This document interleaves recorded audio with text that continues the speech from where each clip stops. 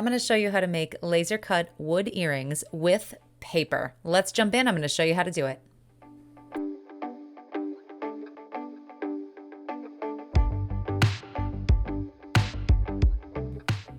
Hey, I'm Sarah. You are watching Creative Ramblings, where I share simple craft and DIY projects. If that's your thing, hit that subscribe button. Today we are making these earrings. These are made with the xTool M1. If this machine is new to you, take a look at my unboxing and full review of everything this machine can do. So we want to get it set up first. I like to exhaust mine right out the window, turn it on in the back, hit that flashing light in front. When you open up the M1, it has a huge workspace on the inside. We are going to use these triangular prisms, and I'm going to line the bottom of my cutting plate with these. What this does is just raise up the material that we're cutting. It cuts down on some of the ash and discoloring that is around your pieces and just makes for a really nice cutting plate. Today I am working with basswood. This is 1/16 inch basswood. It's really thin, really flexible, easy to cut, and it's the perfect weight and size for earrings. I'm also using some Mod Podge, gloss, matte, it doesn't matter the finish. And then I grabbed some cardstock. These come in a pack. You can get these at any craft store. I love to pick them up when they're on sale. These particular ones have some metallic finishes to them, which is going to give our earrings a gorgeous finished look. Now this piece of basswood that I have is a little too big to fit in my xTool, so I'm going to cut it down. Thankfully, because this is really thin, I can do that just with a craft knife. Now I'm going to cut my paper down to size so it is the same size as my pieces of wood.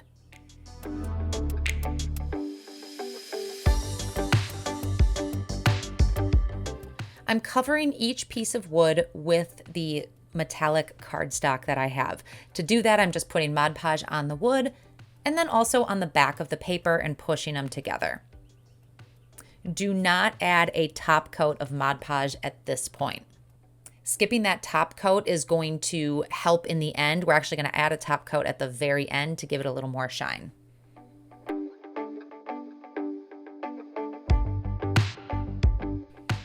So I've let all of these different pieces dry, and now I'm going to put a few of them into the machine and we're going to cut them.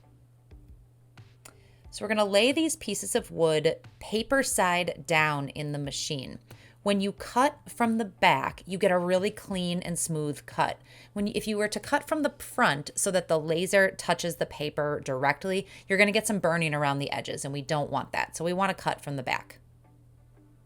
So let's take a moment and talk about why we're not cutting the wood and the paper separately. So you definitely can. You can cut both pieces separately. The xTool has a function for a blade that can cut paper. However, I find when you do that and then try to match them up, they don't always match up exactly. So this process works really well. All right, over in xTool Creative Space, I'm just going to open it up on my computer. The machine is plugged into my computer with a USB cable. So when I open it up, an image is automatically captured. So I can see what's on my machine. Now I want to pick my material. You can define your own material, or you can pick one that xTool has already laid out for you. I know that the 1/16 inch basswood is about the size of this rectangular wood piece. I'm going to indicate that I'm using triangular prisms, and then I'm going to auto measure. Now I am using Creative Fabrica to get my designs and images for these earrings. So you can download this file. There's a link down below.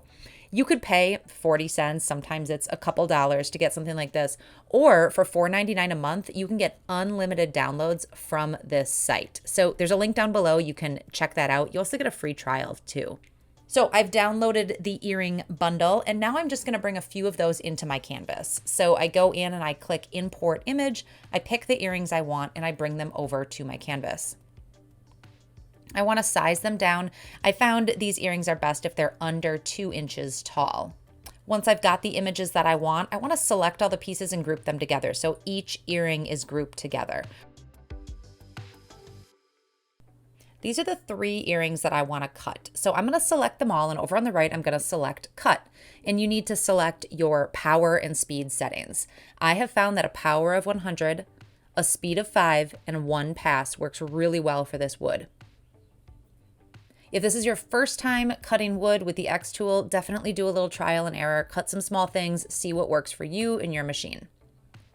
Now I'm going to use as much of this wood as possible. I really like that the xTool has a built-in camera so I can see exactly where these are and I'm not going to waste material.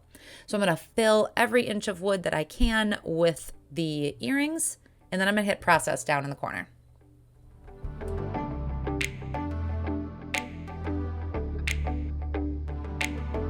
There's two steps after you hit process. The first is framing. What that's going to do is draw a little box in your laser and let you know where the work area is. So that's really helpful.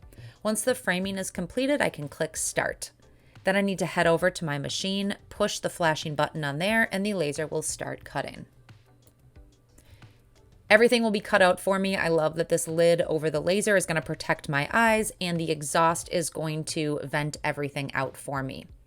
A feature that you can get with the M1 is an air assist. That's something I don't have, but what that's going to do is help push air right toward where the laser is going. It's going to reduce char and help get some of that dust and smoke out of the machine.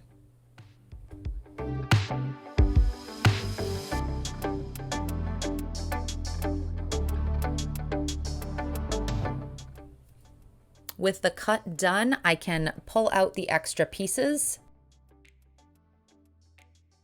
Now that I've cut from the back, I don't really have any charring or anything around the paper. They are stuck together and the shapes are matched up beautifully. I don't have to stick them together post-cut.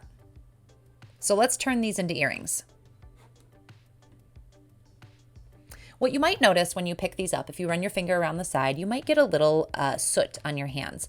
I just take a damp paper towel or even a baby wipe and just gently wipe some of that off before we move on to the next step. Now you'll notice on this one here that has a lighter color, you can see a little bit of the char from the sides.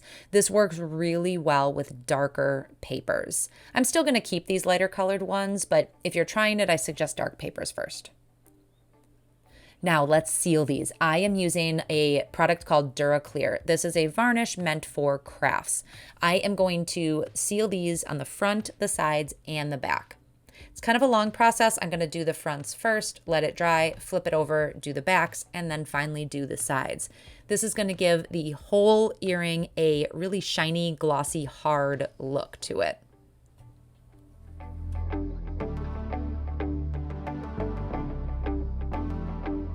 The final step to turning these into earrings is just adding a jump ring and an earring back. And that's it. I have gorgeous earrings. Now, for the price of scrapbook paper and the price of basswood, these were really inexpensive to make. If you are looking for something to make and sell, I would absolutely try this. Get creative, figure out what papers you love, and try your hand at listing these in Etsy or your small business. If you found this video helpful, give me a thumbs up and consider subscribing. I am here every week with new simple craft tutorials. If you have any further questions on this video or the xTool, drop them down in the comments. I'd love to help you out. Thanks for watching. We'll see you next time.